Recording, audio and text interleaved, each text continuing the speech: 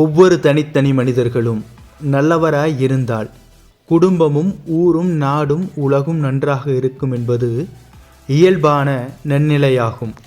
ஆனால் இந்த நிலை சீர்கெட்டு சிதைந்தொழுக முக்கிய காரணம் மனம். எனவே மனதை பற்றி நான் படித்து கொண்டிருக்கிற படிக்கப் போகிற அத்தனை தகவல்களையும் ஒன்று திரட்டி நான் உங்களுக்கு தொகுத்து வழங்க இருக்கிறேன். ஆம் நண்பர்களே, இதைத்தான் வள்ளுவப் பெருந்தகை உருவசியும் ஒவ்வா பிணியும் சிறுவகையும் சேராது இயல்வது நாடு என்று கூறுகிறார். ஆம், வருந்துகிற பசி, நீங்காத நோய், துன்பம், சினங்கொண்டு எழுகிற பகை ஆகியவை இல்லாத நாடே நல்ல நாடு என்று வள்ளுவர் கூறுகிறார். இவை இல்லாத மனமும் நல்ல மனம்தானே. இந்த மாபெரும் அண்டப் பெருவெளி பல்வேறு கோள்களை உடையது. சீர்மையான சுழற்சியையும் மாறாத ஒத்திசைவையும் தருகிறது. ஆற்றல் பெருவெளியாகவும் அந்த ஆற்றல் அனைத்தும் இயங்கும் தன்மையானதாகவும் இருக்கிறது. அவ்வாற்றல் அண்டப்பேராற்றல் என்று அழைக்கப்படுகிறது. ஆம், காஸ்மிக் எனர்ஜி. இந்த அண்டப்பெருவெளியில் எங்கேனும் உண்டாகும் ஒரு மாற்றம் அதன் முழுமையாய் பரவி தாக்கத்தை ஏற்படுத்துகிறது. அந்த முழுமையையும் பரவி நில உருண்டை அண்டப்பெருவெளியின் ஒரு உறுப்பியக்கமாய் இருக்கிறது. நிலம், நீர், தீ, காற்று, வெளி எனும், அதாவது நீர், நிலம், நெருப்பு, ஆகாயம் என்கின்ற இந்த ஐம்பெரும் பூதங்களை இயக்குகிற வல்லமை கொண்டது. நில உலகில் வாழுகிற உயிர்கள் அனைத்தும் ஐம்பெரும் பூதங்களின் ஒரு குறிப்பிட்ட சேர்க்கையால் உருவாகி அண்டப்பெருவெளியிலிருந்து ஆற்றலை பெறுகின்றவனாய் உள்ளது. அதனாலேயே அண்டத்தில் உள்ளது பிண்டத்திலே என்று கூறப்படுகிறது. இந்த கோட்பாடு இயற்கையின் நெறியை தழுவியது. வானியல், இயற்பியல் முதலான பல துறைகளுக்கும் இது பொதுவானது. இக்கோட்பாட்டிற்கு உட்பட்டே நாம் இயங்கிக் கொண்டிருக்கிறோம். ஆம், உண்மைதான். அண்டத்தில் உள்ளது இந்த பிண்டத்தில் உள்ளது.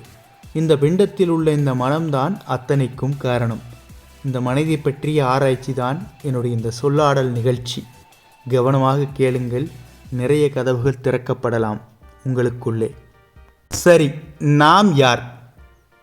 நமது ஆன்மா, மனது, நம்முடைய ஆளுமை வடிவு, பர்சனாலிட்டி மற்றும் உடல், இவை கலந்த கலவைதான் நாம். ஆமாம் நண்பர்களே, இந்த நாம் என்கின்ற ஒருமித்த கருத்துடைய இந்த கோர்வையின் முதல் முத்தாய்ப்பு தான் ஆன்மா. இது வழிபடுதலுக்கு உரியது. ஆனால் உளவியல் நிபுணர்கள் இதை இன்னர் சைல்டு என்று, அகக்குழந்தை என்ற ஒரு வடிவையும் சேர்த்து கூறுகிறார்கள். இவை பேரண்ட், அடல்ட், சைல்டு, அதாவது பெற்றோர்கள், இளமாந்தர், குழந்தைகள் என்று வேறு வேறு வகையாகவும் அவை குறிக்கப்படுகிறது. சரி, இப்பொழுது ஆன்மாவை பற்றி நாம் பார்ப்போம். உருவம் இல்லாததாகவும் நமது உயர்நிலை தோற்றமாகவும் நம்மை அண்டை பெருவெளி ஆற்றலோடு இசைவிப்பதாகவும் நம்மை வழிபடுத்தி நமது உச்சத்திற்கு உயர்த்துவதாகவும் உள்ளது நமது ஆன்மா. உடல், மனம் என்னும் இவற்றின் மேம்பட்ட நிலையில் அமைந்திருக்கும் ஆன்மா அதன் உருவமற்ற மற்றும் அருவமற்ற நிலையிலும் ஆற்றல் சார்பினாலும் அது ஒரு ஸ்பிரிட், அதாவது நமக்குள் ஒரு ஆவியாக அது செயல்படுகிறது. அதனை நம்முள் உறையும், அதாவது தெய்வீகம் என்றும் நாம் இதை உணர்ந்து கொள்ளலாம். அடுத்து மனம். மனதை மனச்சான்று எனும் உண்மை உணர்வுடையதாக காத்து கொள்கின்ற போது அது அதனுடைய, அதாவது ஆன்மாவினுடைய தொடர்பு கொள்ள வழி செய்கிறது. ஆளுமை வடிவினால் மனச்சான்று அடக்கப்படும் போது மனம் அதனுடைய முரண்பாடு உடையதாகவும் நோய் தாக்கத்திற்கு வழிவகுப்பதாகவும் ஆகிவிடுகிறது. பார்த்தீர்களா? மனம்தான் ஆணிவேர். ஆன்மா என்பது இறைவனால் இந்த உலகிற்கு சிருஷ்டிக்கப்பட்டது. அந்த சிருஷ்டிக்கப்பட்ட உணர்விற்கான சாவிதான் இந்த மனம். இந்த சாவி நமது கைகளில் கொடுக்கப்படுவதால் ஏற்படுகிற பிரளயம் பிறழ்வுகளுமே இந்த மனதால் ஏற்படுகிற உள்ள முரண்பாடுகளும் உடல் முரண்பாடுகளும். உள்ள முரண்பாடுகள் பல்வேறு தன்மையாக நம்மை தாக்குகிறது. உடல் முரண்பாடு பல்வேறு நோய்களாக நம்மை தாக்குகிறது. அடுத்து ஆளுமை வடிவு.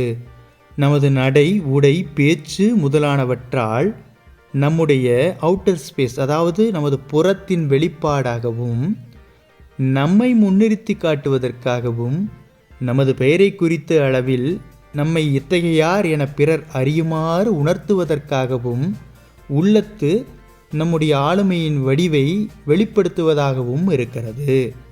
அது நம்முடைய ஆன்மாவிற்கு அடங்கி நடப்பதாகவும் ஆன்மாவின் வழிகாட்டுதல் படி செயலாற்றுவதாகவும் உள்ளபோது இம்மண்ணுலகில் இருந்து நாம் மறைந்த பின்னும் நிலைத்திருக்கத்தக்கவாறு புகழை தரும்.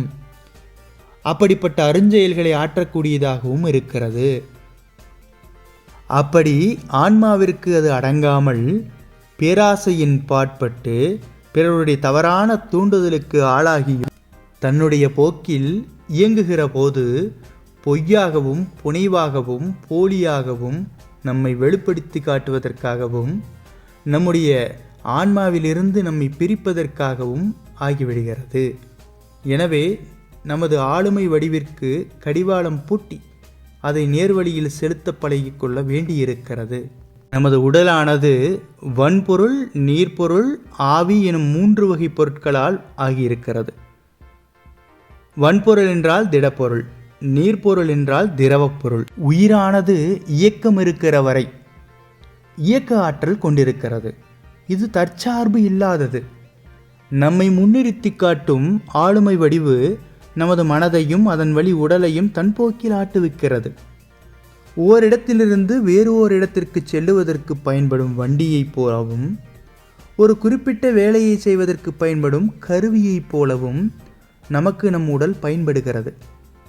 மனமும் உடலும் ஆளுமை வடிவும் ஆகிய அனைத்தும் ஆன்மாவினுடன் பொருத்தி நிற்கும்போது நமக்குள் ஒருமைப்பாடு, அதாவது யூனிட்டி காணப்படுகிறது. அவ்வாறு பொருந்தாத போது ஒருமைப்பாடானது சீர்குலைகிறது. நம்முடைய ஆன்மா வேறொருடைய ஆன்மாவின் ஆளுமைக்கு ஆட்படுத்தல் கூடாது.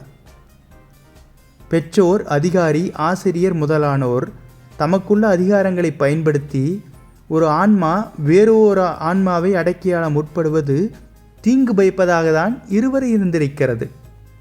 ஆம், இன்றைய தினம் மிகச் சிறப்பான முறையிலே நாம் யார், ஆன்மா, மனம், ஆளுமை வடிவு என்பது பர்சனாலிட்டியை குறிக்கும், மற்றும் உடல் ஆகிய இந்த 4 கலவையின் சிறப்பு வெளிப்பாடு என்னவெல்லாம் என்பதை பற்றி நாம் பார்த்தோம்.